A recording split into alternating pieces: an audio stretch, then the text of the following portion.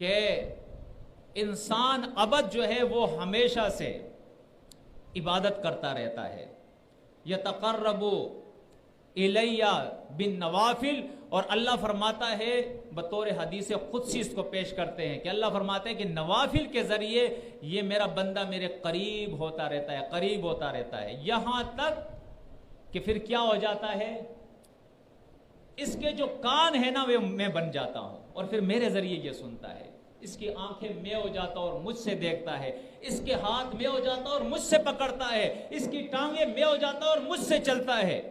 یہ ہے وہ عقیدہ جو اس روایت سے انہوں نے لیا ہے کہ انسان عبادت کرتے کرتے ذکر اور اذکار کرتے، اور یہ بھی آپ نہیں کہے کہ قرآن اور سنت ہے، نہیں، قرآن اور سنت تو ایک طرف ہے۔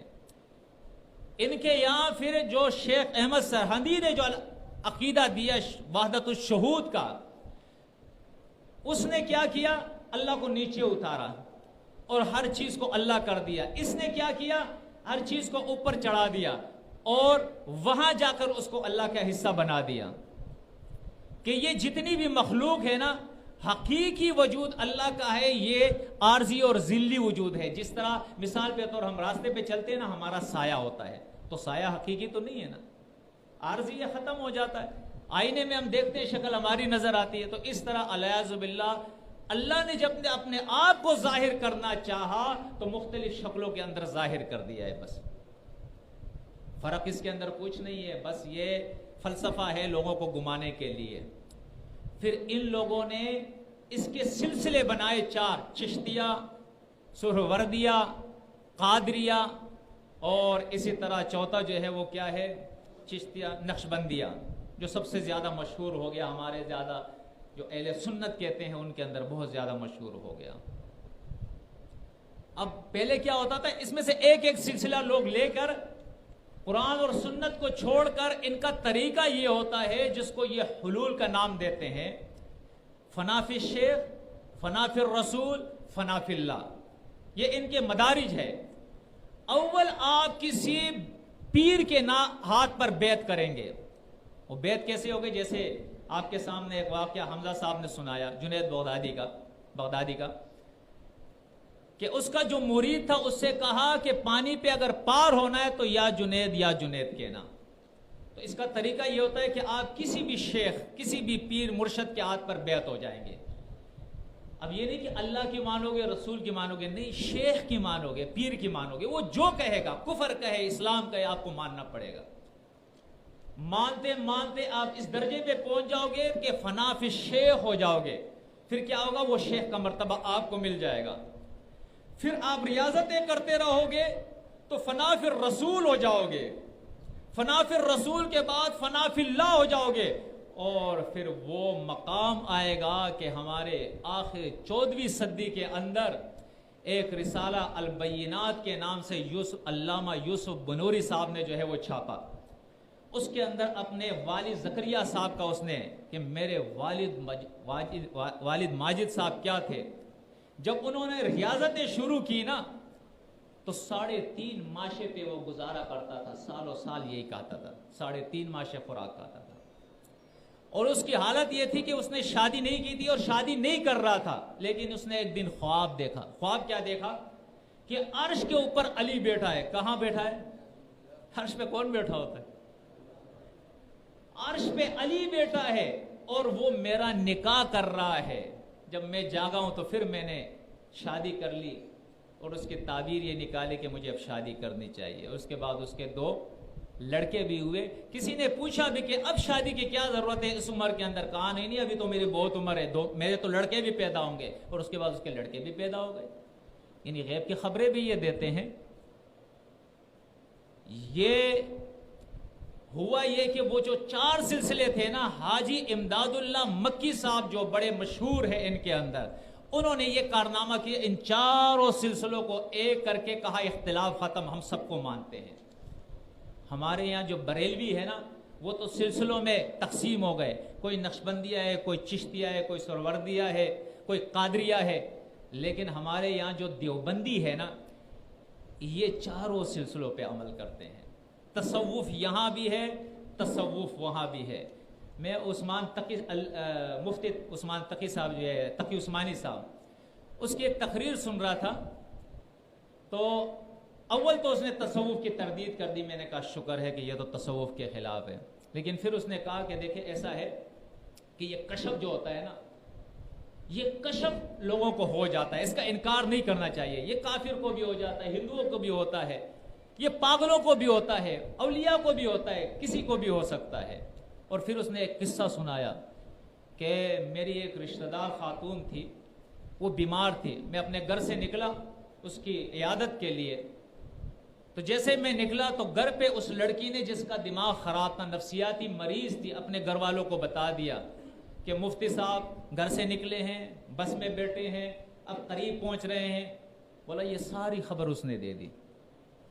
اصل میں یہ لوگ کہتے ہیں کہ یہ ایک قوت ہوتی ہے قلب کی، جب وہ پیدا ہو جاتی ہے نا، وہ مختلف اس کے طریقے، کوئی آنکھیں بند کے ذکر کرتا ہے، کوئی مراقبہ کرتا ہے، کوئی دل کا ذکر، کوئی کہتا ہے زبان کا ذکر، کوئی زور سے ذکر، کوئی قبروں میں گھس جاتا ہے، کوئی غاروں میں گھس جاتا ہے، کوئی جو ہے کپڑے اتار کے اپنی زنجیریں باندھ لیتا ہے. اب آگے جا کر یہ ظالم، پھر میں نے فتویٰ لگا دیا، اللہ معاف کرے یہ بڑے خطرناک ہوتے ہیں فتوے. اصل میں نہ فتویٰ لگائے تو پھر بھی دل صبر نہیں کرتا ہے، اب کیا کرے، ظلم تو ہے نا یہ. اب یہ لوگ کہتے ہیں کہ یہ جو اللہ رب العزت تک پہنچنا، پھر الہام ہو، کشف ہو. کشف کہتے ہیں پردے کا ہٹ جانا. یہ کشف ہوتا ہے پھر کیا ہوتا ہے آپ کو پتا ہے؟ یہ قبروں میں، قبرستان میں جب جاتے ہیں نا تو مردے ان کو پھر نظر آتے ہیں، سارے گھومتے پھرتے، کوئی جنت میں کوئی جہنم میں. جنت بھی نظر آتا ہے، جہنم بھی نظر آتا ہے. اوپر دیکھتے تو ملائکہ نظر آتا ہے، اللہ بھی نظر آتا ہے، خوابوں میں بھی اللہ آتا ہے، نبی آتا ہے. 100 سال، 100 دفعہ تقریباً، 100 دفعہ البینات کے اندر علامہ یوسف بنوری صاحب کہتا ہے کہ نبی کریم صلی اللہ علیہ وسلم خود میرے ابا کے ملاقات کے لیے آئے، زکریا صاحب کے 100 مرتبہ. یہ جو کشف اور الہام ہے نا، ابن تیمیہ کے بارے میں ہے کہ وہ تصوف کا سخت مخالف تھا، لیکن کشف کے آگے وہ بھی جھک گیا ہے کہ کشف تو ہوتا ہے. بہرحال ٹائم چونکہ اوور ہو گیا ہے، اور میرے خیال میں ہمیں جو ہے مغرب کے بعد عادی صاحب کا درس رکھنا پڑے گا. بہرحال میں اختصار کے ساتھ اب یہ آپ کو بتا دوں کہ دیکھیں اس وقت جو ہماری جماعت ہے، اس سے پہلے ڈاکٹر عثمانی صاحب کی جماعت تھی.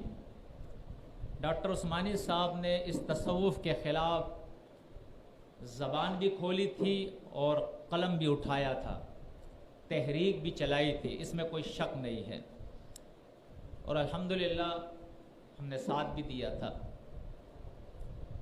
اور اس پر انہوں نے ایک کتاب لکھی تھی توحید خالص کے نام سے، جو بعد میں ایمان خالص کے نام سے چھپی ہے. تصوف کا انہوں نے آپریشن کیا ہے، اور میں ساتھیوں سے گزارش کروں گا کہ ان کے یہاں یہ کتاب وہ مفت میں بانٹتے ہیں، ہر ساتھی وہ کتاب ان سے لے لے اور پڑھے.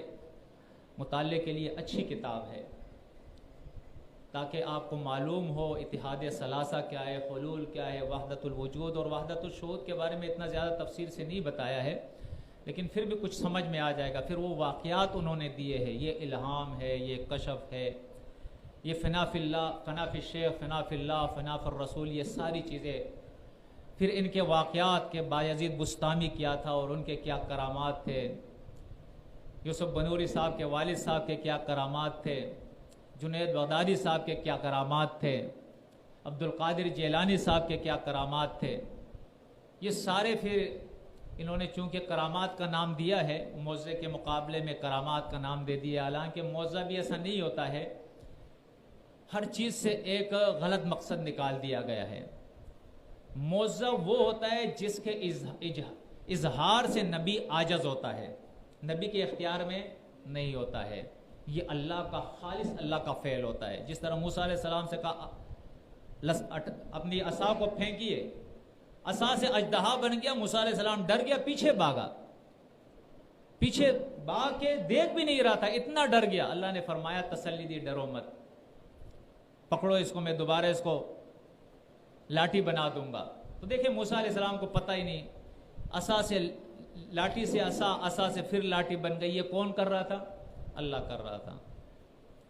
تو ہمارا تو یہ ایمان ہے کہ قرآن کہتا ہے کہ نبی ان کو بتا دو کہ میرے پاس اپنے نفس کے لیے بھی کوئی اختیار نہیں نفع اور نقصان کا۔ آسمان کے ملائک جو ہے وہ بھی بے اختیار ہے، سارا اختیار کس کے پاس ہے؟ ایک اللہ کے پاس ہے۔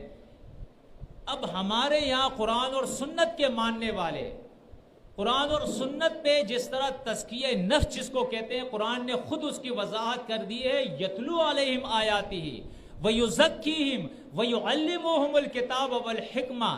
یہ تزکیہ نفس یعنی نفس کی افزائش جو ہوتی ہے، اس کی ترقی جو ہوتی ہے، یہ آگے جو بڑھتا ہے، مختلف گمراہیوں سے اس نفس کو بچانے کے لیے، دشمنوں سے اس نفس کو بچانے کے لیے، اس کی حفاظت کرنے کے لیے جو تزکیہ کا عمل ہوتا ہے، یہ کس کے ذریعے ہوتا ہے؟ یہ اللہ کی کتاب کی آیتوں اور نبی کے تعلیم کے ذریعے ہوتا ہے۔ لیکن انہوں نے اپنے طریقے ایجاد کر دیے ہیں۔ ان طریقوں کے بعد اب ہم قرآن اور سنت پہ عمل کرتے ہیں تو ہم کیا کہتے ہیں کہ ہمارا رب ہم سے راضی ہو جائے۔ جب راضی ہوگا تو اس کے بعد کیا ہوگا؟ یہی کہا جائے گا، یا ایتھا النفس المطمئنہ ارجعی الی ربک راضیۃ مرضیہ فادخلی فی عبادی وادخلی جنہ۔ انجام کیا ہوگا کہ یہ نفس مطمئنہ جب اللہ کی بارگاہ میں حاضر ہوگا تو اس سے کہا جائے گا کہ میں تجھ سے راضی، تو مجھ سے راضی، جہاں میرے بندوں کی جماعت میں داخل ہو جا، یعنی جنت میں داخل ہو جا۔ انجام کار یہی ہے نا۔ اور جو اللہ کے باغی تاغی ہوں گے تو ان کو کیا کہے گا اللہ؟ جہنم کے اندر ملائکہ سے کہا جائے گا ان کو گھسیٹتے ہوئے جہنم کے اندر لے جاؤ۔ لیکن یہ لوگ جو عمل کرتے ہیں، نوافل پڑھتے ہیں، ریاضتیں کرتے ہیں، بھوک افلاس میں رہتے ہیں، مشقتیں کرتے ہیں، مراقبے کرتے ہیں، چلے کاٹتے ہیں، ابے کیوں بھائی؟ اس لیے کرتے ہیں کہ یہ فنا فی شیخ ہو جائے، شیخ کا مرتبہ مل جائے، فنا فی الرسول ہو جائے، رسول کے مرتبے پہ چلے جائے، فنا فی اللہ ہو جائے، اللہ کے مرتبے پہ چلے جائے۔ جب شیخ کے مرتبے پہ آئیں گے جو شیخ کر سکتا ہے یہ کریں گے، جو رسول کے مرتبے پہ آئیں گے تو رسول کے بعد وہی تو آتی ہے نا، تو پھر آپ کو کیوں اعتراض ہے؟ اب وہ بیچارہ جو فنا فی رسول ہو گیا، اب وہی تو آئے گی نا، الہام تو ہوگا نا، کشفے تو ہوگی نا، اب مکاشفے تو اب ہوگی نا، مکاشفے تو اب ہو گیا، یہ ساری چیزیں اب ہوگی۔ اس لیے اس کے بعد آگے بڑھ کے جب آپ دیکھتے ہیں کہ اب یہ پانی پہ جو ہے تیر جاتے ہیں، پانی ان کو ڈبوتا نہیں ہے، اب یہ جو ہے ڈوبی ہوئی کشتوں کو نکال دیتے ہیں، اب یہ مردوں کو زندہ بھی کر دیتے ہیں، اب یہ ماؤں کو بچے بھی دیتے ہیں، اب یہ بارش بھی برساتے ہیں، اب یہ غیب کا علم بھی رکھتے ہیں، سب کچھ ان کے پاس ہے، اس لیے کہ یہ اب تو فنا فی اللہ ہو گئے ہیں، الیاذ باللہ۔ اب تو یہ عرش کے اوپر بیٹھ کر کائنات کا نظام چلا رہے ہیں۔ تو دیکھیں اس وقت ہماری جو ڈیوٹی اور ذمہ داری ہے نا، میں بتا رہا تھا کہ ڈاکٹر عثمانی صاحب نے یہ ایک بہترین کتاب لکھی ہے، مختصر کتاب ہے، بہترین کتاب ہے، ساتھی اس کو لے کے پڑھے۔ لیکن اس سے غلطی کیا ہو گئی جلد بازی کے اندر، یا جو اس کے اہل شورا تھے ان کے اندر کوئی ایسا سمجھدار اور سنجیدہ آدمی نہیں تھا کہ اسے ٹوکتا روکتا سمجھاتا کہ یہ کام نہ کرے۔ اس نے توحید خالص کی دو لکھ لی، اور توحید خالص کے دو میں پھر تصوف اور صوفیہ کو چھوڑ کر محدثین کے اوپر فتوے شروع کر دیے، امام احمد بن حنبل کے اوپر فتویٰ لگا دیا، بس اس کی گاڑی روک گئی، جماعت ٹکڑے ہو گئی، دعوت کو نقصان پہنچا، اور وہ سلسلہ جو اس نے تصوف کے خلاف شروع کیا تھا، وہ تصوف کے خلاف وہ سلسلہ جام ہو گیا، اپنی جگہ پر رک گیا۔ اب آپ پوچھیں کوئی دوسری کتاب آپ نے تصوف کے خلاف لکھی ہے؟ نہیں جی، کچھ نہیں ہے۔ اب یہ ذمہ داری کس کی ہے؟ ڈاکٹر عثمانی صاحب تو ہمارے بھی محسن تھے نا، اس راہ پہ اسی نے لگایا ہے نا، اس حقیقت پہ اسی نے لگایا، یہ راہ دکھائی ہے، یہ روشنی ہمیں دی ہے اس نے، تو اب ہمارا کام ہے، ہم بھی اس کے شاگرد ہیں، اس کو محسن ماننے والے ہیں، ہمارا کام ہے کہ اس سلسلے کو اب آگے بڑھائے، ہم لوگوں کو بتائے کہ اسلام کیا ہے اور تصوف کیا ہے، قرآن اور سنت کا علم کیا ہے، اور ان کے یہ قراردادی علوم جو انہوں نے بنائے ہیں، یہ فلسفہ ہے، یہ منطق ہے، یہ علم الکلام ہے، یہ علم لدنی ہے۔ علم لدنی سنا ہے نا آپ نے؟ علم لدنی، میں نے ایک صاحب کو سنا کہ یہ علم لدنی کی کیا تشریح کرتا ہے؟ قرآن مجید سے کہتا ہے ہمارے پاس دلیل ہے. کیا دلیل ہے جی؟ کہ موسیٰ علیہ السلام جب خضر علیہ السلام کے پاس گئے علم سیکھنے کے لیے تو اللہ فرماتا ہے فوجدنا